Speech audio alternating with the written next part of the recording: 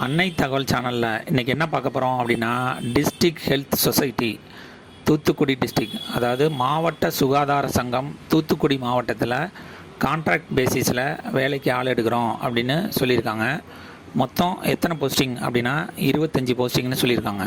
என்னென்ன போஸ்டிங் அப்படின்னா, multi purpose worker, radiographer, medical officer Unani, medical officer homeopathy, ANM மற்றும் யூஹெச்என், கடைசியாக செக்யூரிட்டி போஸ்டிங்க்கு கால்ஃபர் பண்ணியிருக்காங்க.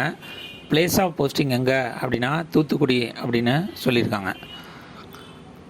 எவ்வளோ போஸ்டிங்கு, சேலரி என்ன, குவாலிஃபிகேஷன் என்ன, வயது வரம்பு என்ன அப்படிங்கிறத ஒன் பை ஒன்னாக பார்க்கலாம். ஃபஸ்ட்டு ஆயுஷ் மருத்துவ அலுவலர் யுனானி மருத்துவ பிரிவு ஒரு போஸ்டிங் கால்ஃபர் பண்ணியிருக்காங்க. Salary 34,000 per month.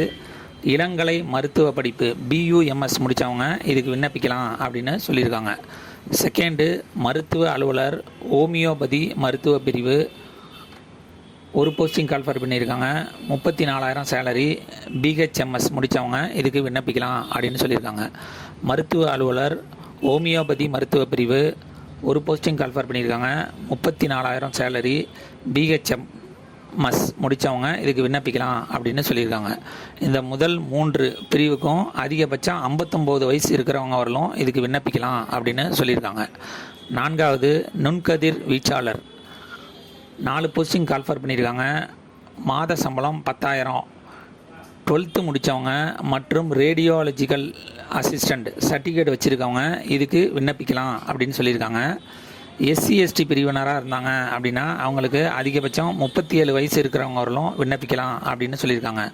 அதுவே பிசி கம்யூனிட்டியாக இருந்தாங்க அப்படின்னா, பிசி, எம்பிசி, டிஎன்சி கம்யூனிட்டியாக இருந்தாங்க அப்படின்னா 34 வயசு இருக்கிறவங்க வரலும் அதுக்கு விண்ணப்பிக்கலாம் அப்படின்னு சொல்லியிருக்காங்க.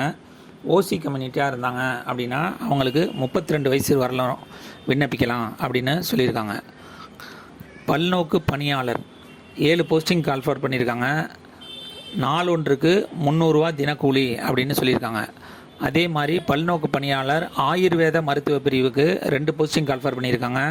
பர் டே 300 ரூபா சேலரி அப்படின்னு சொல்லியிருக்காங்க. பல்நோக்கு பணியாளர் ஹோமியோபதி மருத்துவ பிரிவு அது 2 போஸ்டிங் கால்ஃபர் பண்ணியிருக்காங்க. நாள் ஒன்றுக்கு 300 ரூபா சேலரி அப்படின்னு சொல்லியிருக்காங்க. பல்நோக்கு பணியாளர் யுனானி மருத்துவ பிரிவு ஒரு போஸ்டிங் கால்ஃபர் பண்ணியிருக்காங்க. நாள் ஒன்றுக்கு 300 ரூபா சேலரி அப்படின்னு சொல்லியிருக்காங்க. பல்நோக்கு பணியாளர் யோகா மருத்துவ பிரிவு அது 3 போஸ்டிங் கால்ஃபர் பண்ணியிருக்காங்க. நாள் ஒன்றுக்கு 300 ரூபா தினக்கூலி அப்படின்னு சொல்லியிருக்காங்க.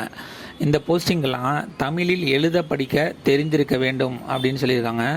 வயது வரம்பு குறைந்தபட்சம் 18லேருந்து அதிகபட்சம் 40 வயசு இருக்கிறவங்க வரலும் இதுக்கு விண்ணப்பிக்கலாம் அப்படின்னு சொல்லியிருக்காங்க.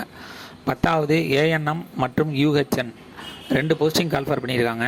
ஆக்சிலரி நர்ஸ், மிட்வைஃப் மற்றும் மல்டி பர்பஸ் ஹெல்த் ஒர்க்கர் ஃபீமேலாக இருக்கிறவங்க இதுக்கு விண்ணப்பிக்கலாம் அப்படின்னு சொல்லியிருக்காங்க.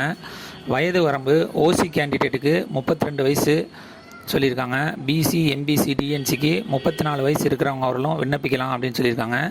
எஸ்சி/எஸ்டி பிரிவினர் 37 வயசு அப்படின்னு சொல்லியிருக்காங்க.